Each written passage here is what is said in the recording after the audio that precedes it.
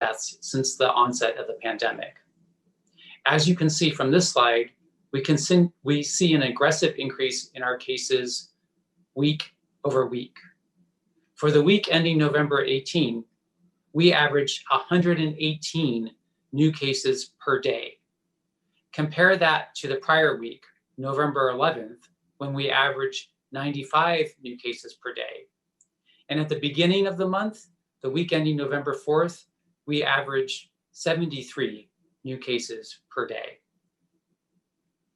As the slide shows, we are approaching our surge case rate and will likely surpass the average cases per day per 100,000 in the coming weeks.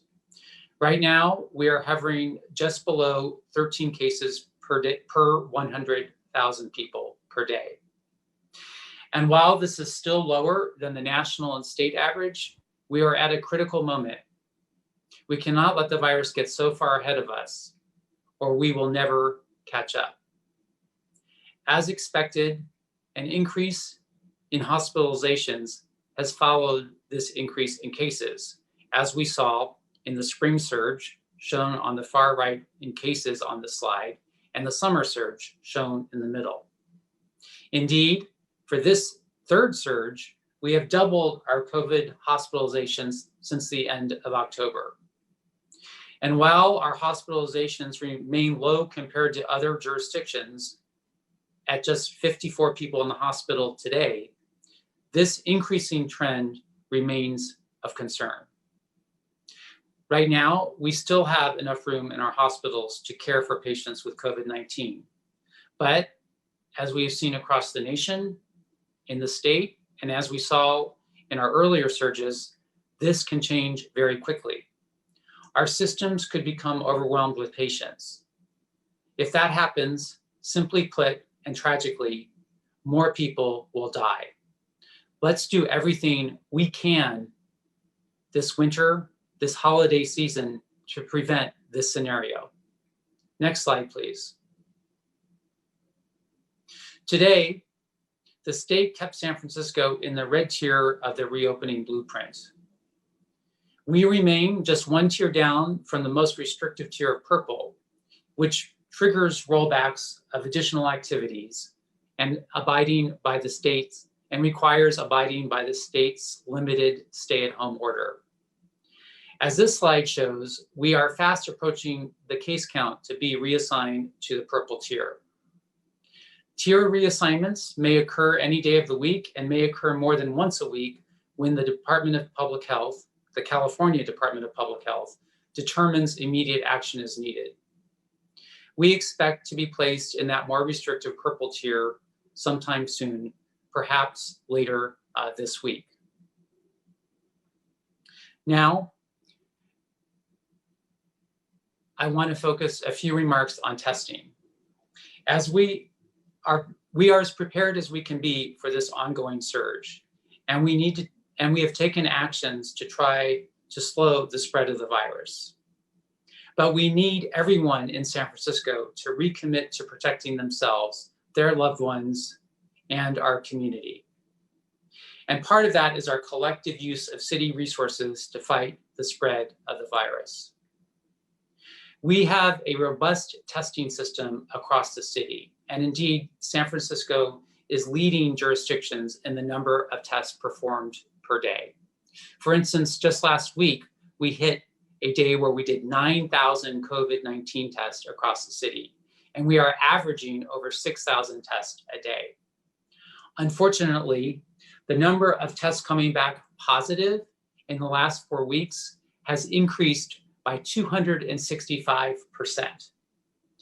That means just last month, our positivity case rate was 0.81%. And today it is 2.15% and going up. But testing at city-run test sites must be reserved for people with COVID-19 symptoms or exposure, or for essential workers and those without insurance. If you have insurance and need a COVID-19 test, please contact your healthcare provider. By law, if you have insurance or have symptoms, your provider must provide a test. Please Do not use public testing resources in advance of engaging in behaviors that easily spread the virus, namely to travel or to gather with people outside of your household.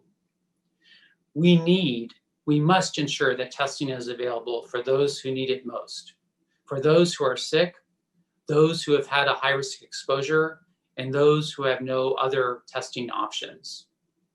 Moreover, remember that testing only captures whether the test detects infection the moment you take the test.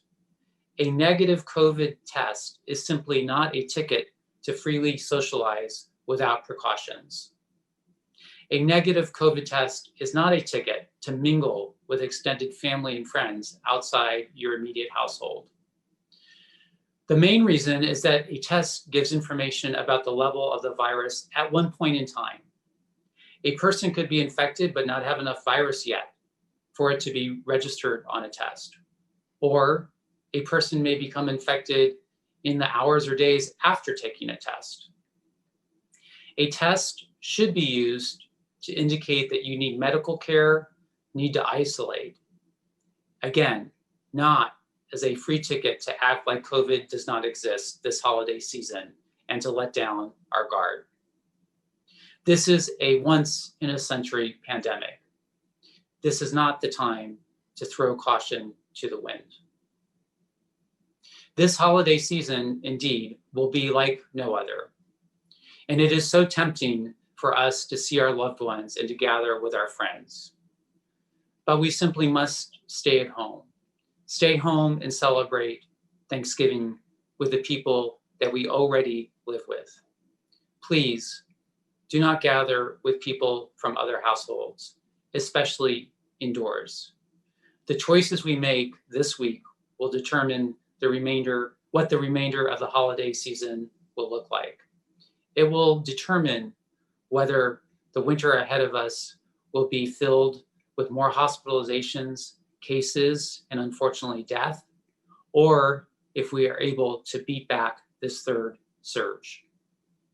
You know what to do, San Francisco. We know how to slow the spread of the virus. And I think you know what I'm going to say again. Wear those masks, do outdoor activities, stay physically distanced, practice good hygiene, and do not travel or gather for the holidays. We can crush this virus for a third time, but we need to have a bit more patience and a bit more perseverance as we go forward together. Remember, the best gift we can give this season is the gift of good health. Thank you. Thank you, Dr. Colfax. At this time, we'll welcome Joaquin Torres, Director of the Office of Economic and Workforce Development. Welcome, Director. Thank you so much, Joseph, and many thanks to the JIC, and thank you, Dr. Colfax, for your update. Again, my name is Joaquin Torres, and I am the Director of the Office of Economic and Workforce Development for San Francisco. As you just heard from Dr. Colfax, we are currently assigned to the red tier. That means that we're carrying on with activities at the same status, same capacity that we have been for the last week when we were assigned to that red tier. Based on the health indicators that Dr. Colfax just shared with you, we do expect that we will be assigned to the more restrictive purple tier. So if and when that happens, the city will be required to roll back or reduce capacity of several activities within 24 hours. To roll back or reduce capacity of several activities within 24 hours. This will require us to stop the indoor operations at houses of worship, movie theaters, museums, zoos, aquariums, gyms, and fitness centers.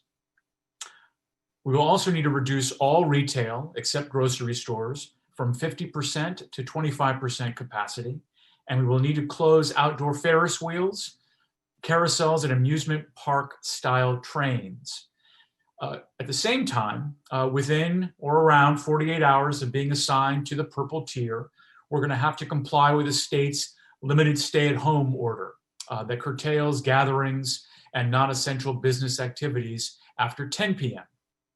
So we expect this will go into effect probably 2 days after we are assigned to the purple tier. So for example, you're assigned on Monday, San Francisco will be assigned on, say a Monday to the purple tier. Those 10 p.m. restrictions would then become active and enforceable on that Wednesday, the following Wednesday. So again, you assign, if we are assigned purple, let's say on a Monday, at Wednesday at 10 p.m., that's when the limited stay-at-home order would be in enforceable effect. Additionally, in practice, this means that all non-essential businesses will have to shut down operations at 10 p.m. with some exceptions that I'll talk about in a moment, specifically related to restaurants, curbside pickup, and deliveries. But all non-essential businesses will have to shut down operations at 10 p.m. and people may not gather with anyone from another household indoors or outdoors after 10 p.m. People may leave their homes after 10 p.m. alone or with members of their household to pursue individual activities or access essential employment or other services. Like I mentioned, restaurants may continue to offer takeout and delivery services after 10 p.m., but they may not have customers seated outdoors for outdoor dining. At the same time, we anticipate that San Francisco will largely confine any rollbacks to those that are required by the state. I know that many restaurants have been reaching out and asking if outdoor dining was potentially something that was being considered as part of purple. The answer there is no. We are focused on the limited stay-at-home order and the restrictions that are listed in the state's purple tier. The Department of Public Health, as you know, will be monitoring our health indicators in order to track how we're doing, and we'll be ensuring that we are doing our best to flatten the curve with all of you and protect public safety. So I really want to emphasize right now, as Dr. Colfax did, that our behavior, not just businesses or others, but our individual behavior, how we behave as individuals in support of our small businesses, in support of businesses across the city that are trying to employ people and make sure that you have places to go to support your holiday cheer. And how we do that over the next 2 weeks is going to dictate what the next 2 months look like. So I want to very much thank the business community out there for their cooperation, for their diligence and initiative going into this holiday season. And also appreciate all the questions that you've been providing to us that we've been doing our best to answer as a city together with all of you to serve you so that you can operate safely in San Francisco. And I know that we've been very encouraged by the health and safety measures that our businesses have instituted. So right now we need everyone in our business community to keep it up, be mindful, follow the rules. We want all of our residents to follow those rules of public health guidance. Take it seriously, please. Keep your mask on, wash your hands, stay socially distant, so that we can bring our case count back down and minimize these restrictions that must be put into place. So thank you all so much. Together, we will get through this. Thank you, Director Torres, and thank you both Director Colfax and Director Torres for your time. We'll go ahead and begin the Q&A portion, starting with Director Colfax, please. Dr. Colfax, please let me know whenever you're ready. I'm ready, thank you. First question is from Aaron Alday with the San Francisco Chronicle. It sounded like the city was fairly certain last week that San Francisco would be placed in the purple tier by today. Are things starting to improve, or at least not looking as bad as they were a few days ago? Might we not end up in the purple tier at all? So I take little comfort, and I think we should take little comfort in the fact that we have not yet been assigned the purple tier. And Aaron, if you look at that first slide, you see that that line going pretty much straight up in terms of our number of cases per day per 100,000. So we do expect to be assigned, if this trend holds, we will be assigned the purple tier. Getting the exact day right is a little beyond the science, data, and facts, but we are projecting to go into the purple tier. And I think the other point is, if you look at our map, our regional map, we are surrounded by purple. So the fact that we're in red should give nobody reasons for not taking the precautions, particularly around the holiday with regard to gatherings and outside of people's immediate household. So we're hopeful we can again crush this third curve, but we do expect nevertheless to be in purple relatively soon. Thank you. And also from Aaron Alday, what is the city doing now to prepare for vaccine distribution in the near and long term? I'm sorry, could you repeat the question? I had a little time. Sure. Also, this is from Aaron Alday as well. What is San Francisco doing now to prepare for vaccine distribution in the near and long term? Thank you. So it is some of the good news that we've had with regard to the vaccine trials in the last few weeks. Very promising, hopeful. Again, it will be months before widespread vaccine is available according to our federal and state partners. But we are preparing for vaccine distribution in the city. At our COVID Command Center, we have an extensive planning team looking at the opportunities, working with key partners across the city, community partners, other stakeholders to ensure that we are as ready as possible. Much of the guidance in the dictates around the vaccine will come from the feds and the states. But again, we are doing everything we can to be as prepared as possible locally. An example of that, we are building infrastructure with regard to vaccine preparedness. For instance, the city, thanks to City Administrator Naomi Kelly, we purchased 3 ultra-cold freezers to store vaccine, which can store hundreds of thousands of doses of vaccine. So lots of work to do there, both locally, statewide, and federally, but I am very confident with the team that we have that we will be as ready as possible to start vaccine distribution when that time comes. Thank you, Dr. Colfax. Director Torres, this next question is for you. Whenever Sure. If we move to the purple tier in San Francisco, which would mean closing our museums, will we only have 24 hours to close operations? Yes, that's correct. We know that's a burden, but we're glad that you're asking that so that you can plan effectively. But yes, you would only have those 24 hours. So that, for example, if we were notified on a Monday, within 24 hours the following day on Tuesday, those activities would no longer be permitted under the purple tier.